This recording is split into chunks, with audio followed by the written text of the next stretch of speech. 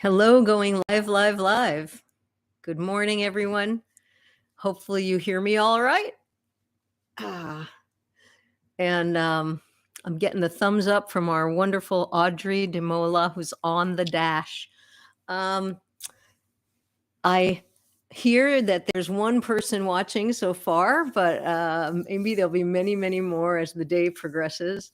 And we are here celebrating with the Mythsinger Legacy Project and the opportunity to gift you on this Giving Tuesday. I'm fixing my camera angle here just a hair to gift you with some of what Daniel gifted us, and also what Songwriting Works, which is the fiscally sponsored sponsoring organization for the Mythsinger Legacy Project. Songwriting Works is a project that I started when I was just turning 30, and I just had my 62nd birthday. So it's a long stretch. Songwriting Works brings people together in all kinds of community settings, but primarily worked for many, many years in both community and long-term care, skilled nursing, assisted living, memory care, and connected people through songwriting together, collective songwriting.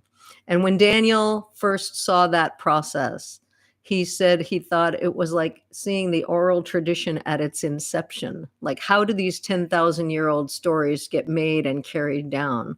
A circle of people hang out together and find some teaching of import that wants to come forward from the group. For me, I've only been to a few Quaker meetings, but it feels like that calling to speak is similar to what might have come about in those circles when they became stories, when they became the unleashing of the imagination, the telling of the stories that the earth already knew, that generations before already knew, and maybe it becomes a new form, but it gets carried down for the next 10,000 years. These are the kind of stories that Daniel Deardorff studied and loved, and that his teachers, Robert Bly, Michael Mead, James Hillman, also studied and loved. The people he read in myth from the time of his youth, Joseph Campbell, Mircea Eliade, Robert Graves, loved. And that many of us from all different kinds of traditions, raised with folk tales, also have loved. That we know these different wisdoms, and we know what lights up the imagination and what terrifies us at night, and what are monsters that we recognize inside ourselves or outside ourselves, or both. And this wonderful book, The Other Within, The Genius of Deformity in Myth, Culture, and Psyche, is Daniel's collection of understandings in the last years of his life from the weaving of all of these different pieces of mythology that he called associative mythology, to look at the way that the stories not only give of themselves to us and want us to give back to them in what we call feeding the story, but also in the weave between the stories and how the stories can speak to each other. So I am going to read from this first section that's calling to me this morning.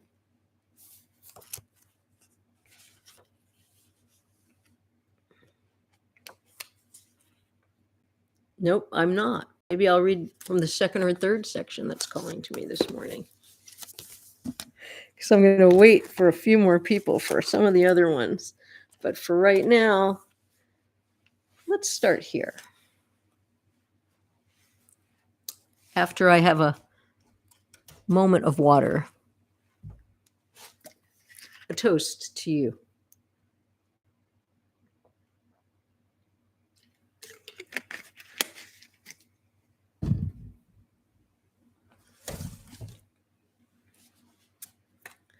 This is from the chapter called The Crucible. And I will say that this book is newly out. It's the third edition. It's expanded, and we're very honored and so thrilled that Inner Traditions, based up in Vermont, has published this new edition which includes Robert Simmons and Martin Shaw, in addition to Robert Bly making commentaries, and then Daniel's work in this new context of today. The tradition, good one, JK, the destruction of the ordinary life, the divestment of status, privilege, and community, lays bare something indestructible or invincible, the thunderbolt at the core of the human being. This dissociation is the initiatory crisis which nominates the mystic, the shaman, a private and unreportable breakthrough. Through this wound, the individual may come to interpret the ordinary with an unprecedented and extraordinary nobility and wisdom. As Theodore Retke posed, what's madness but nobility of soul at odds with circumstance? Creative behaviors and expressions may thus be said to originate in the difficult confrontations between the daily life of the conscious. Pardon me, I'm getting ahead of myself.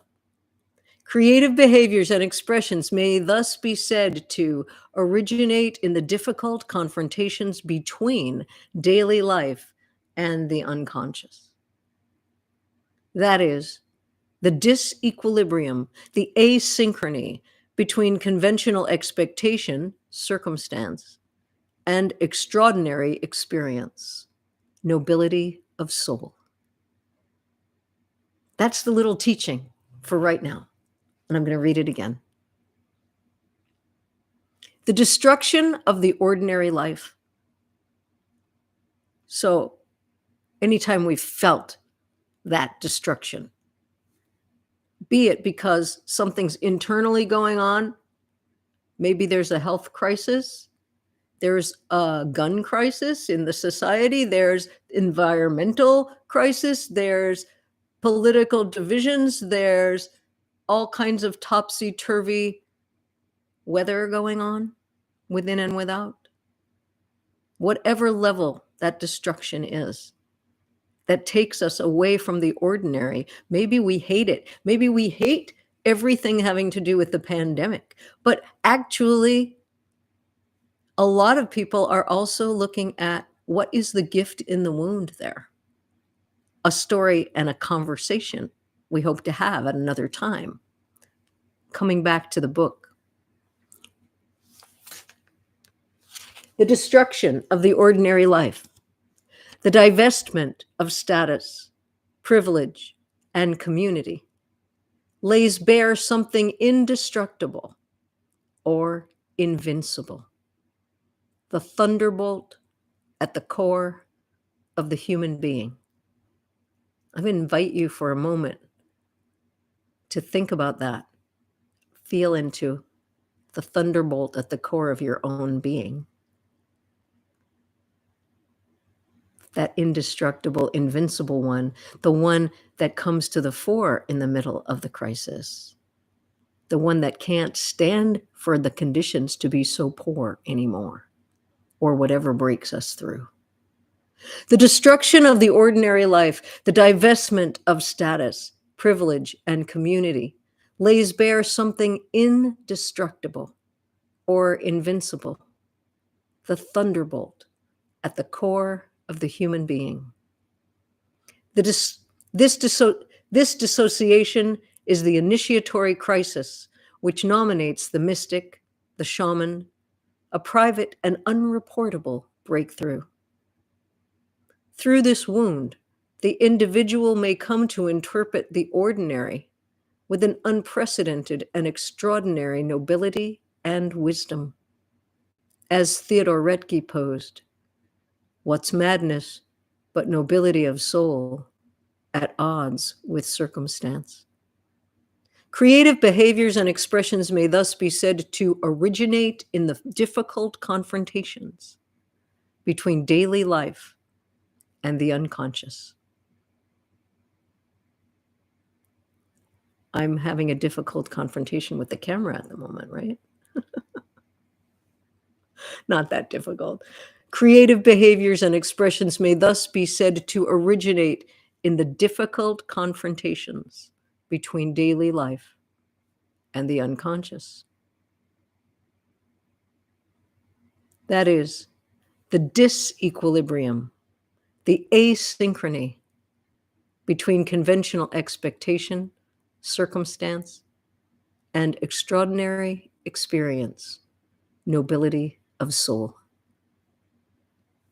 A little taste, a taster from The Other Within, The Genius of Deformity in Myth, Culture, and Psyche by Daniel Deardorff.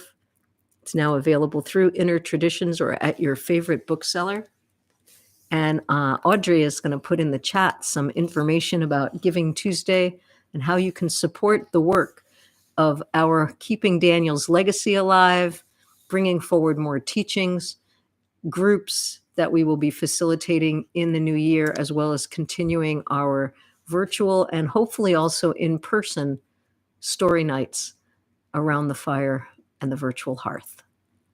I'm Judith Kate Friedman, and for those of you who don't know me, singer, songwriter, organizer, cultural worker, and Daniel's life partner for the last almost 14 years of his life. Daniel lived from 1952 to 2019. Bless his memory and the music in all that he was, is, did, and will continue to do. See you soon. We'll be back in about an hour and 45 for another one of these.